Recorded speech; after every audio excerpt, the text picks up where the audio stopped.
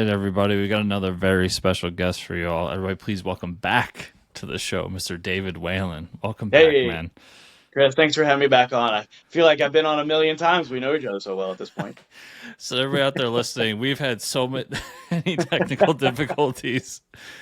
It's always a pleasure having you on, though, man. So, Hey, bust through them. I appreciate you being patient with my very upstate New York technology here. I mean, Western New York, but I can feel your pain. So, we were kind of in the middle of this conversation. Let's start from the beginning, from when we were trying to record last. But like, what have you been up to, man? My wife and I are both teachers. My daughter's a senior in high school. My son, we just took him to college. So we've been pretty busy here. My daughter does swim, all that stuff. But in between all that stuff, I've been trying to put out some comic books. Yeah, well, trying to be a teacher as well, so Yeah. Yep. it's a lot of fun. And so last time we talked, I believe you were focusing on the Offspring. Yes. I don't think you had put out any one shots in a while. How's that project coming along?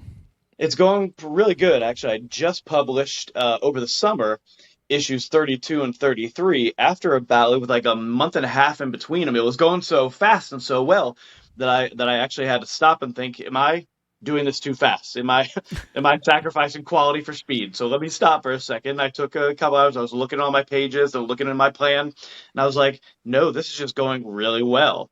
So over the summer between June and July, I put out issues 22 and 23, and 32 and 33. After I got issue 33 out, I realized I had four issues for a trade. So issues 30, 31, 32, and 33 got together a cover for it and put out the volume 8, collecting those four issues 30 through 33 officially about 4 days ago. But it's been up there for about 2 weeks. So I've been kind of like, hey, it's up there. So if you want to grab it, grab it. And a couple people have. So it's been nice. A little early release. So if I remember correctly, you were aiming for 50 issues. 50 issues. Yeah, 50 Yeah. issues. So how's So it I'm getting feel to there. be like 2/3 the way through? Really good. Actually, the issue 34 that I just finished plotting out today and thumbnailing out today, and I'm going to start on some of those pages tomorrow. Issue 34 is the issue that when I was pondering this whole 50 issue story 25 years ago, I was like, this is the issue that if I can get to this, then there's no stopping. And the story itself is really gonna like solidify. Not that it wasn't solidifying before, but this is like the linchpin. This is kind of what it's all about here in issue 34 coming up here. So just a simple fact that I got there is I'm very proud that I got there, and it's kind of blowing my mind. I'm super happy with the way it's turning out, and I can't wait to get these pages started and get this going. Is this the point where you have like all the notes for the rest of the series and you tell the wife and kids like if I mysteriously disappear, your mission is to finish this? There, yeah. I probably should do that, but I do have it all plotted out, and I bet my wife would try really hard for that to happen, whether it would or not. But I do have it all plotted out, and somebody who knew what they were doing could probably be able to get it together. But boy, that's not going to happen. I mean, if anybody tries to kidnap me or anything like that, I'm not going to give up. I'm not going to let them do it. Someone draws a gun on David. He's like, I gotta finish the Right. Offspring. Put that thing away. I don't know what this is all about, but I'm not going to let you stop me making my comic book. Put that away. So where are we in the story? I know don't want to give away too much, but what point of it are we in? So season one, issues 1 through 13, was really just kind of getting to know the characters as readers, but also the characters getting to know each other, and getting really to understand what was happening and why these things why they were mentally connected to each other, why these monsters and these paranormal things seemed to be like attracted to them like a magnet. Season two was really about like kind of honing in on their trauma and kind of them making links about their trauma and why their trauma is producing these powers and producing these monsters that are linked to the trauma that they had as children. Season 3, which is the season I'm working on now, is has really become about them accepting that trauma, accepting the things that are happening, accepting that this is what's happening right now, and how they move forward is really the kind of story for all four of the main characters. How they move forward with accepting that trauma and facing that trauma being quote unquote the monsters and the paranormal. So it really is just kind of going through those steps of accepting these things that have happened, and then now that we've accepted, what do I do? How do I move forward? And for them, moving forward is how do I confront these demons, essentially? How do I confront these monsters, these paranormal things that are attacking us? But the fun thing about this season is this last 8 issues has been my longest storyline yet. I usually try to keep to 2, 3, 4 issues for a full storyline Hmm. to be able to have the smaller stories inside of the bigger arching story. But these last 8 issues have been the time travel story that has really, gosh, it's super fun to be able to come up with all the clothing and all the backgrounds and all the stuff to be able to have these characters in these different time eras. But also, again, it's kind of like that analogy of the more you go out and see in your life, the more equipped you are to live it, right? Hmm. So it's kind of using time travel as a don't sit on your couch and watch YouTube. Go out and live your life. And the more experiences you have, the more you're able to deal with the things that happen to you on a day-to-day basis.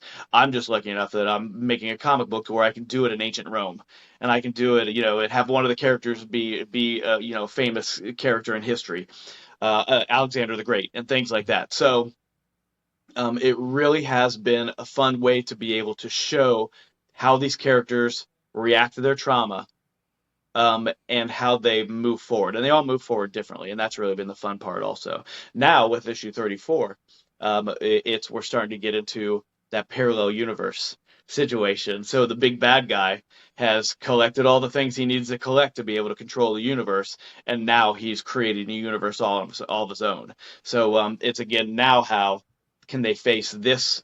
How can they face this experience, this negative experience, and still come out as full people? So really, really fun stuff, kind of deep stuff, but I try to keep it fun. Definitely, definitely. Yeah, I see. You sent me a bunch of the covers for the most Mhm. recent issues, and a lot of like ancient Egypt. It looks like, and some Yeah. Hmm. Rome or Greece Yep. Yep. tire. How was there any time period that when you were doing the time travel stuff that outside of what you did that you were really considering trying to get in there because you just wanted to play around? Yeah, there's a whole bunch. So the reason behind the time travel is they are reincarnated life after life after life. These four characters are essentially the characters that started the universe, the Big Bang. So the Great Expansion, whatever you want to call it. So these characters have been reincarnated over and over and over the course of billions of years. So now what the big bad is doing, he's pushing him back in time. So it had to be at least the span of a lifetime. Mm-hmm. So I had, you know, 80 years, 100 years or so, and what I tried to do was start in a place that was really cool, and then 100 years ago, 150 years ago, and then which I started in World War One, on the Lusitania. So if anybody knows any history about the Lusitania, it does not go well for the Lusitania. So then I had to 80 to 100 years behind that. And as I went back further and further and further, I tried to stretch it. So it'd be 500 years, then 1,000 years, then, whatever it was. So it was taking these characters further and further back into time. And I really just, like, I would say, like any artist, pick the time era that I thought would be coolest, Mm-hmm. have the greatest visuals, be able to hold the story that I wanted to tell well enough, and be able to have all the characters be able to do something. People who've written like big ensembles, they know sometimes it's kind of hard to keep to keep everybody in the loop. But with four main characters and then two bad guys happening at the same time, and then some side characters happening, I really wanted to make sure it was just a chance to be able to give them all something important to do, have them all have their moment. And I think I did that. I think all of them were able to have their moments inside the bigger story arc that pushed their characters forward. How much math went into like trying to figure out to get to the time period you wanted to get to, and how much Too much. fudging of that math did you do? Too much, too much. It was kind of like there was at one point I was like, is that far enough back? I'm like counting on my fingers and my toes. I'm like, yeah, that should be okay if they all died when they were 40. So that did happen a couple times. So there was a couple times with the timelines that I wanted to eras that I wanted to really do. I'm like, I've gotta push that back like 20 years, or it's not, or the math isn't gonna math. And I mean, so I think one of the unique things with you is with on the show with the people we talk to is how you put your books out. Are you still doing it through Amazon? Yes, still through Amazon. I'm also on Global Comics. I sell books on Lulu also, working on other avenues to be able to sell digitally. But for the most part, I do almost, I'd say probably 80% of my sales through Amazon, and then the rest of the sales, smaller stuff on Global Comics, and then the Comic Cons that I go to. So sales could always be better, but through Amazon, it kind of gives me the freedom to be able to purchase those books without getting a million printed and have them sitting in my basement. You know what I mean? Mm-hmm. Is how I use them. So it really does give me flexibility to be able to print the books when I need them on demand, and be able to get them for cons or get them for other places for comic book shops here in the area. And it really has been just the easiest way for me to be able to get the books out and make them accessible to the masses. Kind of nerdy behind the scenes question. I don't know if anyone but me will care. When you do that, does Amazon give you some sort of discount to be like, I created this thing, like can I get it for, let's say it's $20 book. Can I get it for Yeah. 15 so I at least make some money? It's actually a little better than that. So depending on the Oh. page count, I do have some trades that are 4 issues at 24 issues collected in one big trade. Some of them are 6 issues Mhm. collected in one big trade. I think I have 2 of the 8 are 6 issues collected in one trade. So those are a little bit more expensive, but I'd say I can buy it for about a quarter of what I sell it for. Oh. I'm still doing okay. They just raised their prices, so it's a little bit less than that now. Or a little bit more now than I have. So I'd say maybe 30% of what I sell it for is what I have to use to buy from Amazon to be able to get those books printed. So it's still not bad. It still works. The maths, as I said, the maths okay for Yeah. me to be able to still make a pretty solid profit. So I think it's been a while, but I think that's a better margin than most people are getting. So that's pretty cool. I've looked into a lot of printers, and sometimes it's the quantity that they want you to print out is too much, Mhm. or maybe the quantity isn't big enough, but the price is a little bit too hefty. So it really has. Now, if Amazon goes down, I'm in trouble. uh, but for the most part, having other avenues to be able to go through, it works out, and it's the best scenario for me now. Now, when I get all 50 books out and I get it all done, I'd say maybe in about, let's see, math again, about 4 years, give or take. Maybe I'll change the way I do it. But right now, it works pretty good for me. And have you seen growth in the readership through the avenues you're using? Yes, I have. What's really funny is yeah, I'm sure you know that the social medias is a job all in and of itself. Yeah. To be able to try to every single day get something on social media, continuing to grow that viewership. I will say that one thing that I have really kind of dove into the most is TikTok. And you guys are on TikTok. I've seen you and liked your stuff on TikTok. It Hmm. looks great. But I would say that in the span of maybe the last 3 months, I've gotten more activity, more viewership, more sales from people, and quite frankly, just meeting cool new people from TikTok than I have from any of my other social media combined. Interesting. So What are you yeah, posting on TikTok? so I do lives. I try to go live at least 2 times a week with whatever. Sometimes it's sequential, sometimes it's pinup, sometimes I'm doing thumbnails Hmm. on it. So I'll have the script in front of me and I'll just kind of like loosely be drawing whatever the page is going to be. And sometimes I'll do reels that just have a lot of my artwork to a cool song.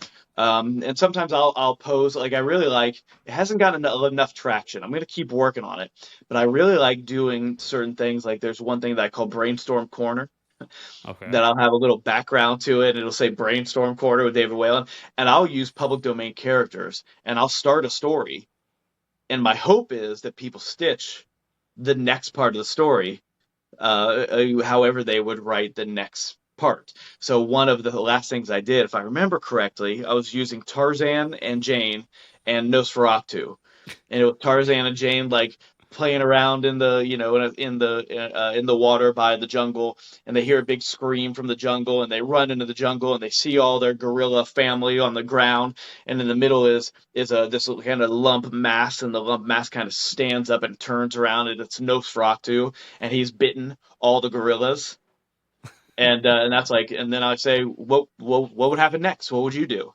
Um, I've gotten some people writing in stuff, but nobody's stitching yet. So if you're watching this, go back and stitch what you think would happen. And I'm going to try to do 2 or 3 more of those in September, just to see if I can't maybe catch some people that missed it the first time. That's a really cool idea. That's got to be scratching a different creative itch in your brain.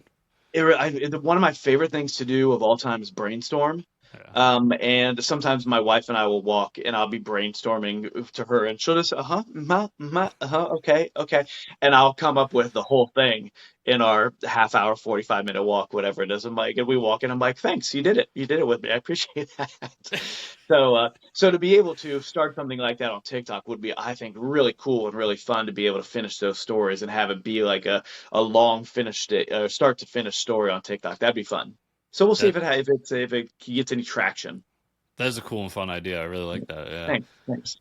I personally, I'm a late 30 something dude. I don't spend a whole lot of time on TikTok. I'm a reels man myself.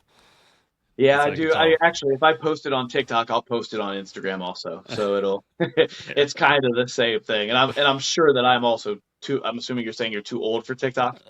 I am. I think I've got 20 years on you. So I'm definitely too old for it. But um, it's it really is a fun way to, and as a teacher also to be able to catch some of the kids that are on there and they ask questions and they really engage, which it's Yeah. really nice. It's really fun. Yeah, it's got to be cool as a teacher to think about how that tool could be used to Hmm. help Yeah. kids learn more and do more, as opposed to just being the brain rot that it is for me when I'm on the toilet. Yeah, I've tried really hard to cultivate that algorithm to be comic books and like history stuff and news, ugh, unfortunately, but news. Um, Not that I don't watch news from other places, but sometimes it's a little much on the talks. It's a little toxic on the TikToks. It's on the But extremes. yeah, yeah. So I've really tried to cultivate that algorithm to give me what I want to see instead of like wasting my time with stupid stuff on there, which there's a lot of stupid stuff on there. Yes. And they're the ones that get like the 100,000 viewers, the stupid stuff. So Hey, gotta give the people what they want, I guess. yeah, I guess maybe I should just like hit myself in the head with a hammer. Maybe that'll give me maybe that'll give me more views. just, just knock yourself out and you wake up. You're like, and buy Offspring, everybody. And then I do that and I forgot everything I was going to do anyway. So it's a That's why catch you need the 22. copious notes. You're right. You've talked me into it. I'm gonna have to do it. I think for the last time we talked on air as well, you're doing some podcasting stuff. Is that still going on?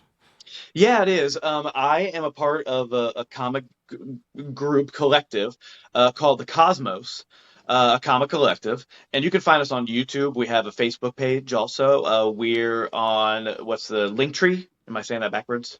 Linktree. No, Yeah, Linktree, yeah, right? Linktree. With connections to all of our social media on it. It's me and three, gonna be soon probably 4 or 5 other creators that we all just put out really different kind of books, and we really just wanted to kind of form this group first of all to support each other, Hmm. to be able to have a voice, to be able to bounce stuff off of. To be able to help again that algorithm with like liking and sharing our stuff. We know if people are doing Kickstarters or have a new book out, to be able to get those 4 or 5 likes and shares, to kind of get that going. But we also wanted to start this show on YouTube to be able to kind of just be a sounding board for other people who are either trying to get into the industry or trying to start their own comic book stuff, to be able to do things that maybe you don't see from a group of creators like this too often. Like the first couple issue or episodes were brainstorming public domain characters again, brainstorming, and then we kind of started writing a script. So we kind of had the script on the screen and doing it, and then we started talking of fleshing out the script and doing thumbnails for it.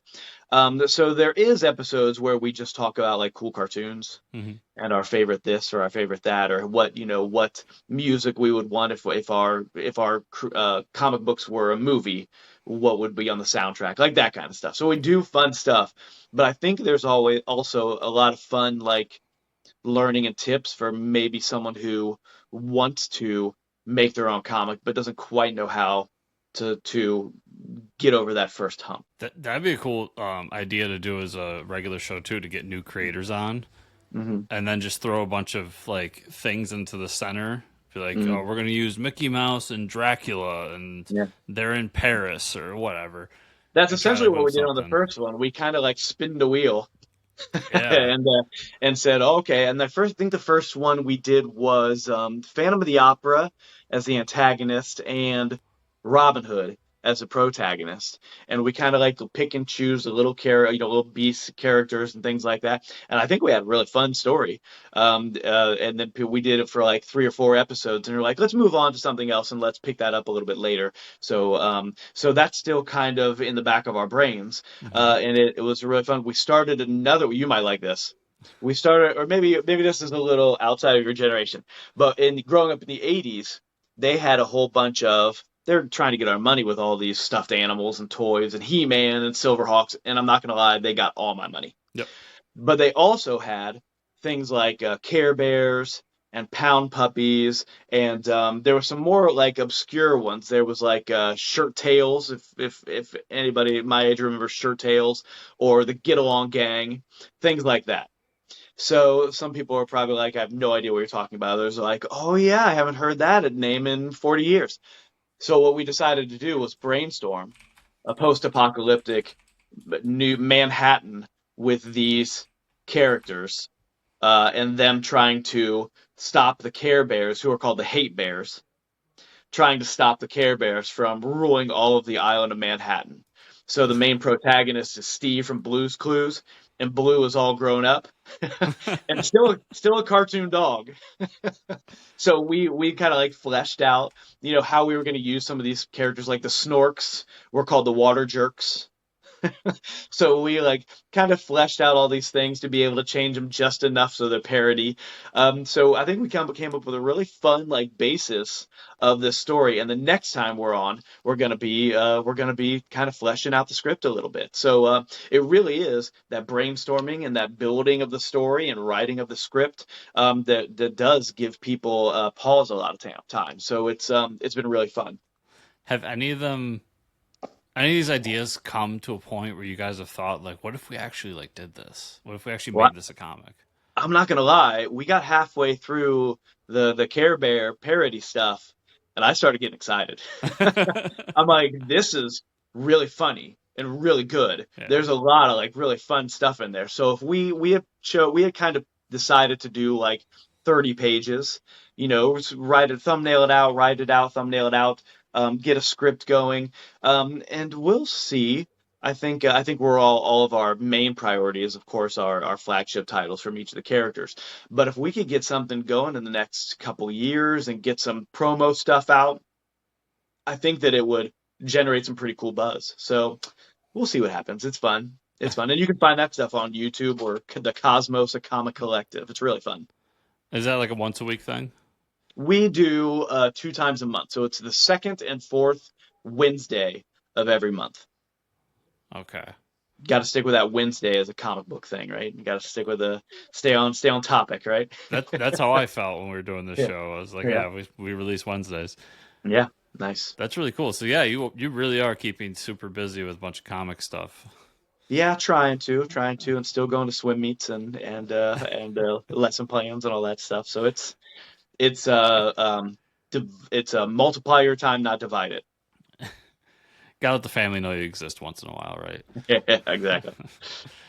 Uh, I mean, we're coming near the end of the year somehow, but you've done so much this year. You've gotten all these new issues out. I believe you said you had volume 8 coming out or is out of Volume 8 is out and it's on the website, ready to go. Yep. uh how many more issues do you see coming out this year? I'm gonna try to get 2 more issues out this year, but I think it could happen. So with school starting, you kind of it takes a backseat, unfortunately, the first week or so, and then after that, I've got it under control, and the pages just start coming. So my plan is before Halloween, issue 33, excuse me, 34, and then before sometime between Thanksgiving and Christmas, issue 35. So it's a lofty goal, but I think I can do it. I believe in myself, Chris. I believe in I myself. believe in you as well. I mean, I've seen you do nothing but work your ass off since I've met you. So, Yeah, thanks, man. Yeah. and I've seen your book around. I believe I have some of the trades sitting in Mhm. my pile of doom, as I call it. You're doing single issues, you're doing trades. Mm. Is there any thought, or have you already done? I just haven't seen like an omnibus or Yeah. a compendium that like Image likes to call them. Yeah, so I try to set up each 13 issues or so, 12 to 13 issues as a season of the Offspring. So issues 1 through 13 are already out in one omnibus, volume 1 of my omnibus, and issues, let's see, so it'd be 14 through the next 12. So the math 36. So is that right? 14 through, that's not right. 4 through Through do the math. 27. 27, 27. Thank you. So issues 14 through 27 are season 2. And that omnibus is out and ready to go. And those omnibuses will have a couple other little things in it too, a couple things that you wouldn't find in the normal trade, you wouldn't find in the individual issues. I try to plop some stuff in there a little bit different. And I am, let's see, with issue 34, I am only 4 issues away from omnibus number 3 for season 3. So that should be coming out. I'd say by summer of next year, I should have the third omnibus up and ready to go. I've actually already got the cover that I was going to use for one of the individual issues, and I kept looking at it and kept looking. I'm like, this this is an omnibus cover. This needs to wait. So I was like, oh, now I got to come up with a new cover for this issue. So it is happening fast, and it's super exciting. 17-year-old me that came up with these characters and this basic outline of the story, the concept of the story, um, did never probably thought 50-year-old me would be actually getting it done. So it's been really fun. Yeah, I think for me in the past 2 or 3 years, Mhm. I've become a big fan of these like soft cover omnibuses that everybody's putting out. Yeah. It's such a For anyone out there, it's cost effective, which is Mhm. probably most important for me. But it's also like it's so nice to get this big chunky book Yeah. and just fall Yeah. into it for a little while. Yeah. I'm starting to feel like that's my preferred way to read comics at this point. Yeah. At least comics I'm not, that aren't my superheroes. I gotta know what's going on every month with Daredevil and whatnot. Yeah. Yeah. I agree. I've got a friend of mine, so my plan ultimately is when I have the 4 omnibuses, it's going to be 4 seasons up to issue 50. When I have the 4 omnibi, I like omnibi. I like When I have the Omnibus too. yeah, I have a friend who does hardcover, so I'm going to send her all 4 of the omnibi twice, and I'm going to have her hardcover all 4 omnibi so that both my kids have the full series of The Offspring in hardcover when they're like 30. I'll give it to them for Christmas or something. And they're like, thanks, Dad. And then hopefully their kids will read it, their kids will read it, their kids will read it, their kids will read it. And it'll stick around. And in 1,000 years, it'll still be sitting on a shelf somewhere. That'd be amazing. And I I'd love to end this on an inspirational note. So No? you said 50-year-old you is doing this right now. So my question, and I believe we said this before, but it's great to just revisit for people out there who may not know you. When did you start this journey? Officially, pen to paper, start this Yeah. journey. Yeah, it was a long time coming. Like I said, since I could pick up a pencil, I was drawing. Yeah. I was the kid that got in trouble for drawing all over my math homework instead of doing the math. Or the history or the science or whatever it is. But I made it through, and I knew that this was just something that I wanted to do. As I got older, going back and becoming a teacher, starting a family, it just there was a burn. You know what I mean? There's a fire Yeah. that I said, I have this. I know this is going to be good. And I know this is going to be worth putting together, worth creating. So, let's see, it had to be like 10 years ago or so. Teaching and life is hard and tough and two small kids and, all the stuff you got to do. And I just said, I'm just going to do it. I've just got to do it. And from there, it just snowballed so far into 33 issues of The Offspring, five one-shots, 200-page graphic novels, 4-issue miniseries, a novel, and I'm working on my second novel right now. So it's just really snowballed into. And the one of the biggest question I get is, where do you find the time? And it always is. If it's important enough to you, you make the time. You don't divide your time, you multiply it. I'll give you an example. In the classroom, for one of my one shots, Will Aliens Do My Homework? I Mhm. was sitting in the classroom talking with kids. We're all doing our things. They were working hard, and I kind of looked out the window and I thought, what if aliens came and invaded the school right now? Why it came up, why I thought in my brain, I don't know. But I thought, what would I do if I had to get these kids out of the school if aliens invaded? By the end of the period, I had already bullet pointed the whole 24-page one shot. By the end of that week, I had a thumbnail. By 2 weeks later, I had the pages penciled and half of them inked. So it really is like trying to find those little moments Yeah. to be able to make big chunks of time, an hour here, an hour there a day, to be able to get that stuff done. But also find those 5 minutes, 10 minutes to be able to jot stuff down, to be able to continuously be thinking about what it is you're doing. And if you do that, it's like it builds up and it builds up. Before you know it, you've got 33 issues of your flagship title all done. And I love hearing you say that because everybody out there, that should be the inspiration to know that it's never too late and there's always enough time. I hope so. It's always like, how do I start? And that's just it. You Yeah. start. You go. And once you get to issue 2 or 3, don't go back and try to fix issue one. Yeah. You've got it. Keep moving forward. If it's, a one shot or a 4-issue miniseries, or you want to try to get to 10 issues. Now, I will say, when I started, 50 issues was a lofty goal. It was Yes. a lofty goal. Yes. And I knew that going in. But now at issue 33, it's doable. It's doable. It's going to happen. And I'm That's super excited for it to happen. that's the type of thing that everybody in this industry would have told you. Just put out like a Yeah. 4-issue mini, like Yeah. get your feet Don't wet, try get to. into it. Yeah. That's the way to go about it. Yeah. But I that heard it wasn't a the right few decision times. for you. Yeah, I heard it a few times, but I said if I'm don't do it now, I'm not going to get it done. Yeah. I can't be 80 hunched over my well, I guess I could be, and I probably will be. But I said if I'm going to do it, I've got to do it now. And looking back, there are, everybody always looks back at, a page here, a panel there, a piece of dialogue here, and you're like, oh, this or that, I should have done that, could have done that, da da da.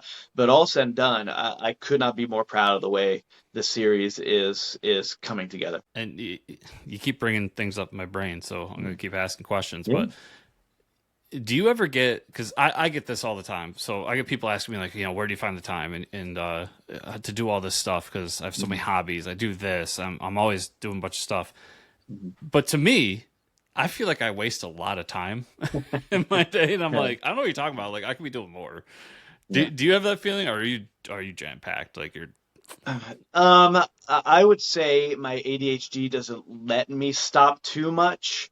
I'll be honest with you. There are times that I make myself yeah. stop. I make myself just watch that half-hour TV show. I make myself flip through TikTok for 15 minutes. Yeah. Because my brain needs a break also. And to be honest with you, a lot of times the break for my brain is the creating, Hmm. is the putting stuff together.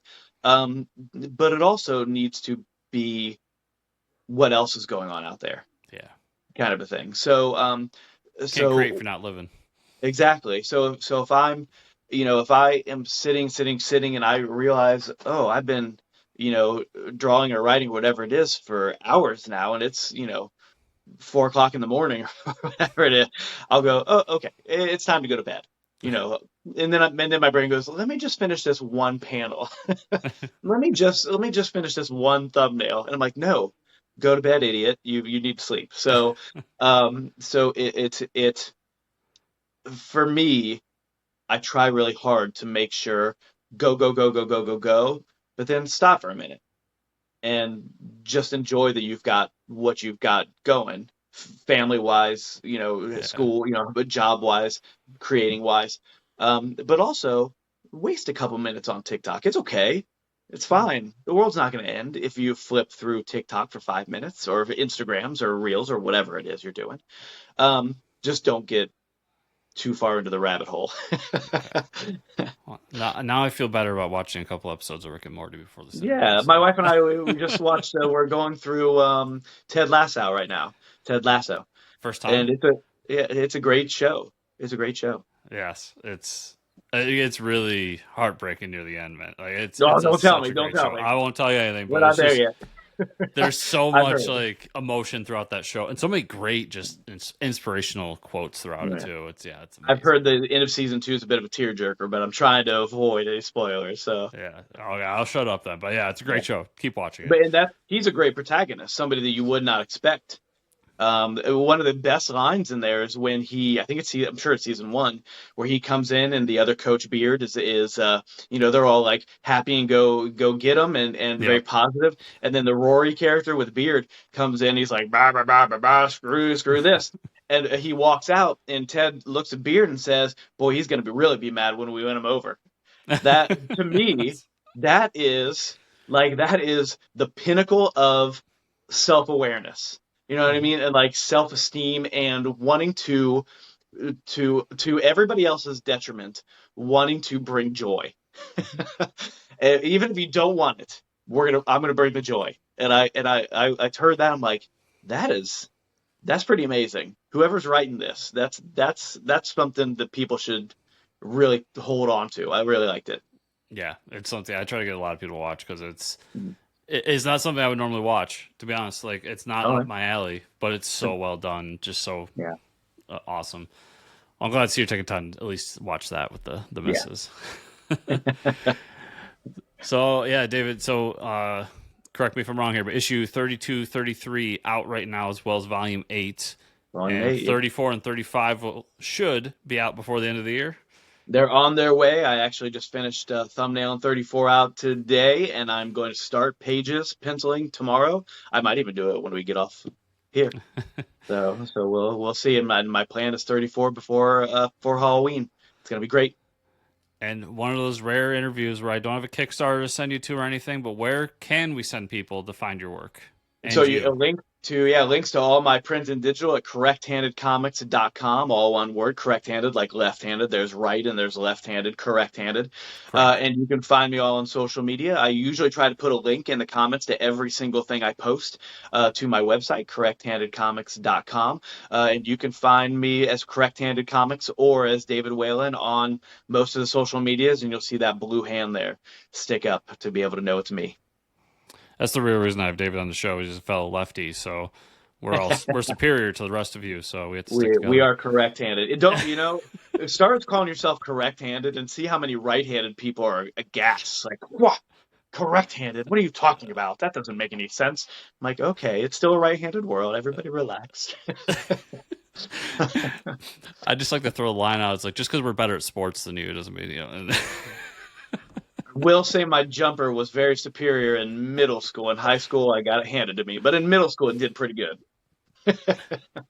So everybody out there watching, listening, check out the show notes down below. I'll have links for you to click on to check out the work, and I'll try to get all of David's social media down there as well, so you can follow him everywhere and make sure you keep up with the Offspring and whatever else comes in the near future. David, it's always a pleasure, as I said at the beginning. But I'm just so glad to finally get the chance to sit down and talk to you again. And just best of luck with the book moving forward, man. Thanks, Chris. Again, I really appreciate you having me on. It's always fun talking with you. You always have great questions and great conversation, and I hope to be able to do it again in the near future. Definitely will. Thanks.